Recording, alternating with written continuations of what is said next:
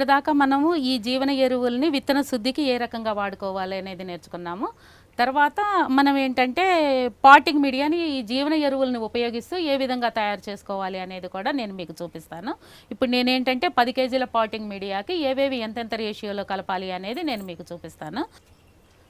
ఇది మనకి ఎర్రమట్టి 3 కిలోలు తీసుకున్నాను.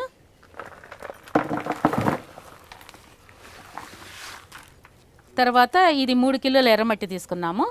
ఇది మీకు వర్మీ కంపోస్టు, ఇది కూడా ఒక 3 కిలోలు తీసుకున్నాను. అన్నీ 1:1:1 రేషియో అనమాట. అంటే మనకి 10 కిలోల పాటింగ్ మీడియాని తయారు చేయడానికి ఏమేమి ఎంతెంత కలపాలి అనేది నేను మీకు చూపిస్తున్నాను. ఇది కోకోపీట్. మనకేంటంటే మిద్దె తోటలో దీని ప్రాముఖ్యత చాలా ఉంది. ఇది ఎరువు కాదు, బలానికి కాదు.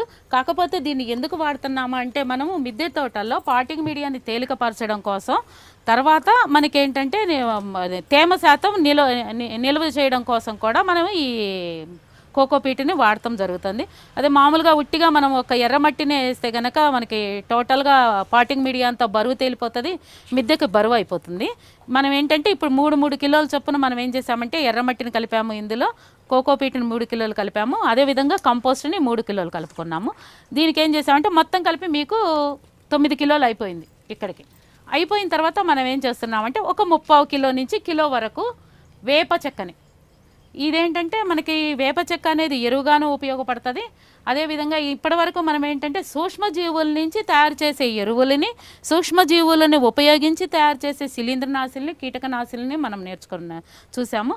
అదేవిధంగా వృక్ష సంబంధిత ఎరువు ఇది జీవనాశిని, శిలీంద్రనాశిని, కీటకనాశిని, అన్ని రకాలు. ఇది బ్రాడ్ స్పెక్ట్రమ్ అనమాట. మిద్దె తోటలో వేప చెక్క లేకుండా ఎవరో మిద్దె తోటని పెంచవద్దు, నా ముఖ్య సలహా.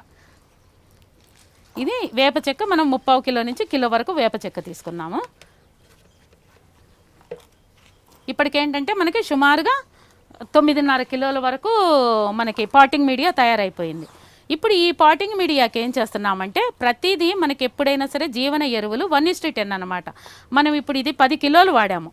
10 కిలోలకి ఇప్పుడు మనం 1 కిలో వరకు జీవన ఎరువుల్ని కానీ, శిలీంద్రనాశుల్ని కానీ, కీటకనాశుల్ని కానీ అన్నిటినీ కలిపి మనం 1 కిలో తయారు చేస్తున్నాము. ఇప్పటికి మనకి ఇది 9.5 కిలో, దాదాపుగా 9.5 కిలోలు అయిపోయింది. నేనేం చేస్తున్నా అంటే ఇది అజిటోబ్యాక్టర్, ఇది 100 గ్రాములు కలుపుతున్నాను.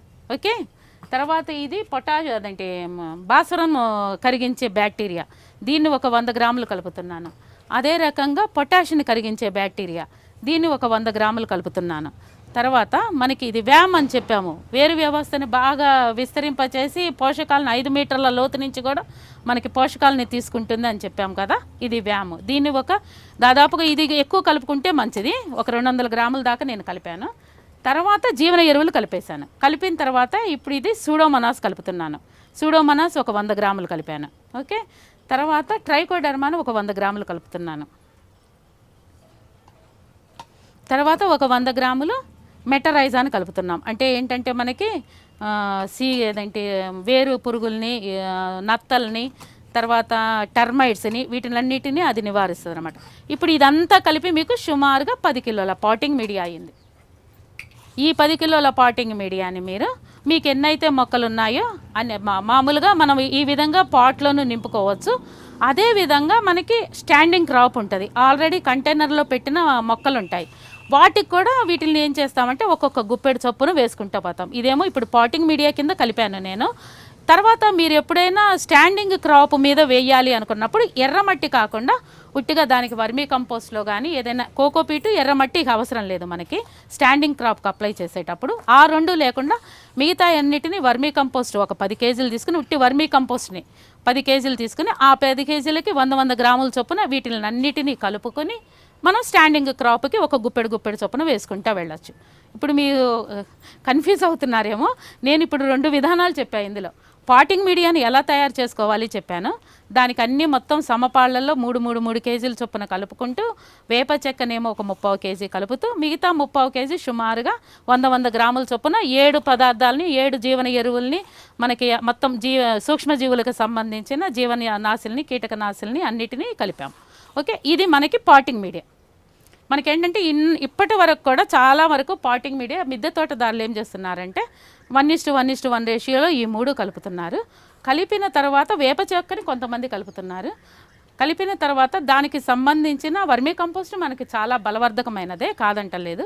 వర్మీ కంపోస్ట్కి తోడు ఇవి రకరకాల ఉపయోగాలు ఉన్నాయి కాబట్టి ఈ జీవన ఎరువుల నుంచి కానీ, ఈ శిలీంద్రనాశులని గురించి కానీ, కీటకనాశులు కానీ రకరకాల ఉపయోగాలు ఉన్నాయి కాబట్టి మనం పాటింగ్ మీడియాలోనే వీటిని కలుపుకుంటే ఫస్ట్ నుంచి కూడా మొక్క చాలా ఆరోగ్యంగా వృద్ధి జరగడం జరుగుతుందన్నమాట.